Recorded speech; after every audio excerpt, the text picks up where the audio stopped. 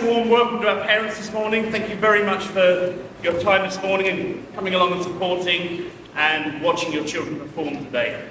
I always love the first class assembly of any school year. It's really the first time when we think, yeah, we're back in the normal routines. So sit back today, watch, enjoy. Those of you sat in the audience, watch, see what they do really well, see what you can do better when it's your turn to get on stage. But thank you very much. Please stand quietly for the national anthem.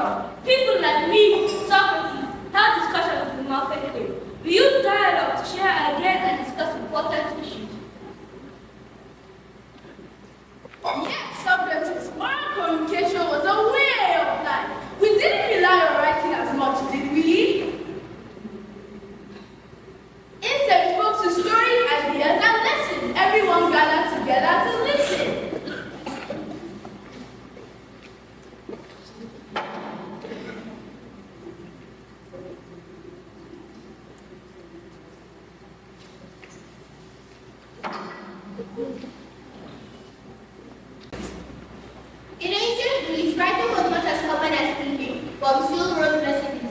We used materials like papyrus or paper tablets to record important information. Yes, we have the Greek alphabet, which is where many of our alphabet today comes from. The people write important messages, blogs, and even stories on scrolls.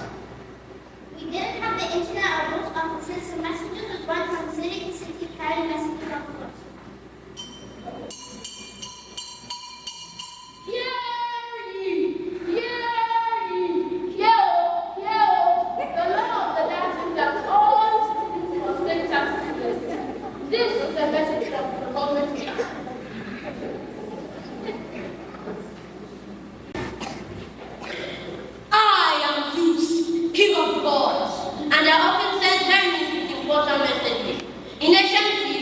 People told stories about heroes and gods to explain things that they didn't understand. Hermes.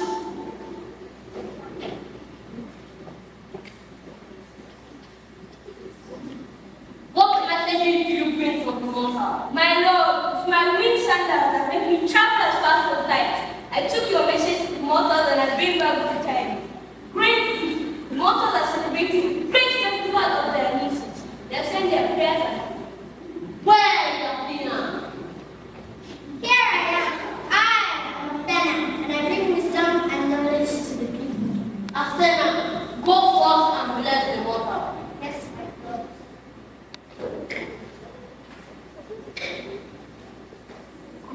With your help, we will hear of communicating beliefs and ideas.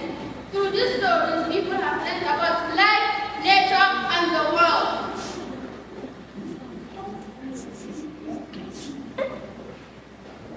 When I was part of communication in ancient Egypt, theater, language that place and appeared across thousands of people. They used them to tell stories and communicate ideas about life and society.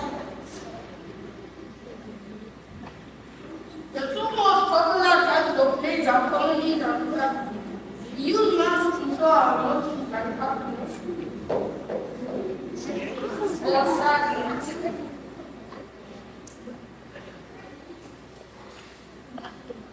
In theater, we perform plays that tell stories and share messages to the audience. Our plays often have moral lessons and reflect the values of our society. we learn and are entertained by these performances.